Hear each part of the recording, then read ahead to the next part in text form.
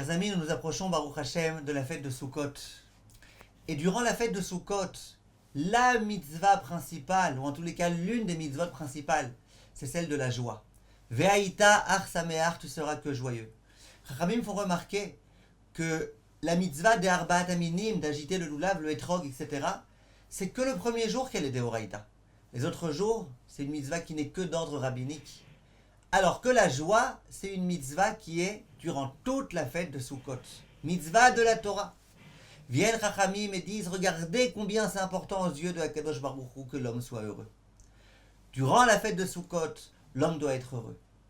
Et bien évidemment, la question qui se pose, et que beaucoup de gens se posent, c'est de dire, mais comment tu veux que je sois heureux ? Ok, si j'avais pas un tel de ma famille qui était malade, et si j'avais pas tel et tel souci, tel problème de Parnassa, ma belle-mère qui machin, etc., peut-être j'aurais pu être heureux.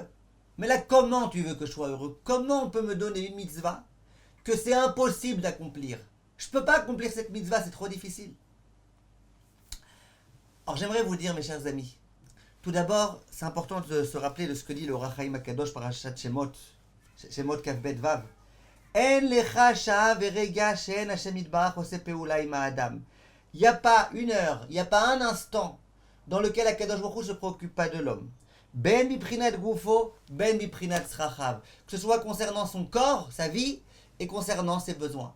C'est-à-dire que si tu penses qu'il y a des jours où Hachem il t'oublie, chaque instant, maintenant, au moment précis où je suis en train de te parler, tu peux être sûr qu'Hachem il est en train de se préoccuper de toi et de faire ce qui est bon pour toi.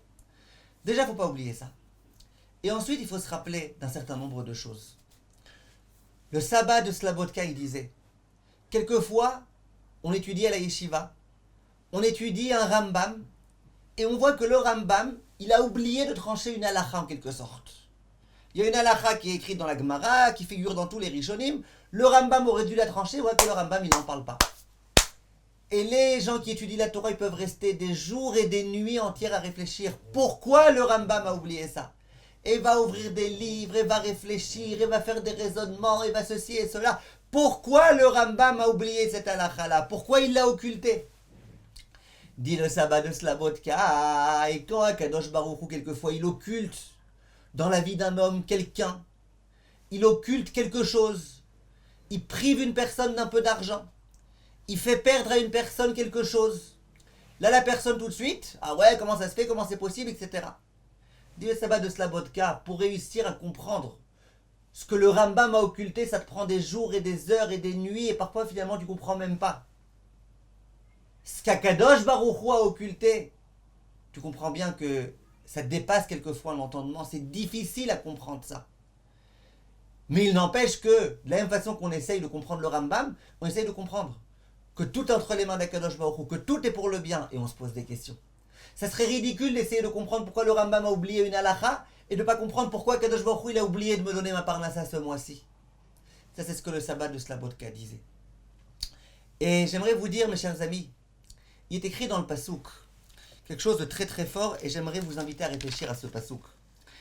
Dans Teilim Tzadik Bet, Ma gadlu ma'asecha Hashem. Hashem, combien tes actes sont grands. Mais od amku marchevotecha.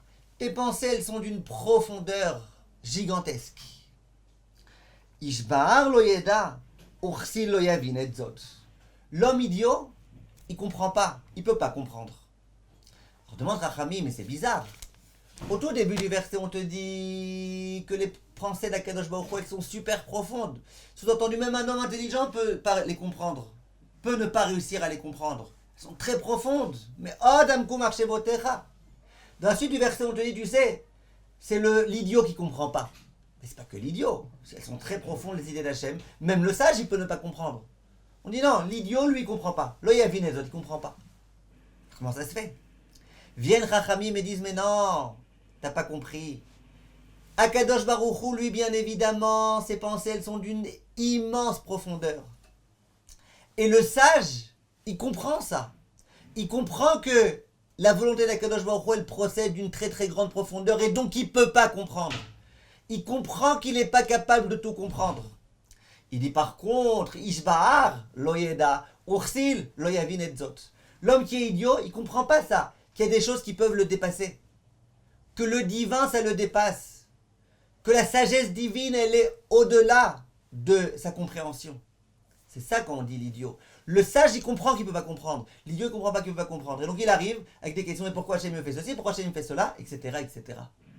Un jour, un homme est venu voir le Rav Shlomo Zalman Auerbach.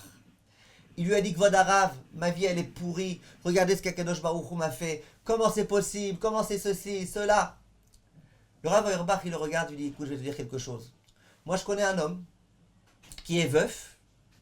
Cet homme-là, il a subi une opération à l'oreille qui n'a pas réussi, donc il est sourd d'une oreille. Cet homme-là, il a 3 enfants qui ont déjà un certain âge et qui n'ont toujours pas eu le mérite d'avoir des enfants eux-mêmes. Et cet homme-là, il est toujours heureux, joyeux, souriant, tout va bien avec lui. Or, celui qui entend ça, il dit, ah, c'est pas possible. Attends, moi, j'ai pas un tiers de ce que lui, il a comme souffrance, et je vais pas bien, c'est pas possible. Le Rav Auerbach, il dit, c'est possible, je le connais personnellement. Il dit, je vous crois pas que votre Rav. Jusqu'à ce que le Rav Auerbach lui dit, eh ben, c'est la personne que tu as face à toi. Le Rav Auerbach lui-même, toujours souriant, toujours heureux, il a souffert. Il a beaucoup souffert. Et pourtant, il était heureux, parce qu'il comprenait que chaque chose est à sa place. Si on comprend, mes chers amis, qu'Akadosh Baruch Hu s'occupe de nous et se préoccupe de nous, qu'on rentre durant cette fête de Sukkot dans ce qui s'appelle Tzila Dememnuta, le Zohar il appelle ça la Souka, il appelle ça l'ombre de la Emouna. Si on est prêt à rentrer tout notre corps, tout notre être dans cette Souka, si on est prêt à oublier un petit peu le confort auquel on pourrait aspirer, parce que la Souka c'est quoi? C'est Diratarai. C'est un endroit dans lequel on est de façon provisoire. C'est pas un beau palais, c'est pas 5 étoiles, c'est beaucoup plus que ça. Mais c'est une dirat haraï. Lorsque l'homme comprend que sur terre il est là pour être de façon provisoire et qu'il est en train de s'acquitter, d'acheter du Olam Haba, qu'il est en train de se procurer du Olam Haba, quand il comprend le juif qu'il est là pour servir à Kadosh Baruch Hu, que Hachem sait exactement ce qui est bon pour lui, que Akadosh Baruch Hu le dirige dans tout, et que dans tous les cas, toute la matérialité, ça n'a aucune espèce d'importance. L'important, c'est d'être proche de Akadosh Baruch Hu. Quand le juif comprend tout ça, il ne peut que être heureux. Il ne peut que remercier Akadosh Baruch Hu. Et il peut vivre sa fête de Sukkot avec énormément de joie et énormément de gaieté. Il est à chaque instant dans la Souka, en train d'accomplir une mitzvah d'Eoraïta, accompagné des Ushpizin, ainsi qu'il est écrit, des Avot Akdoshim.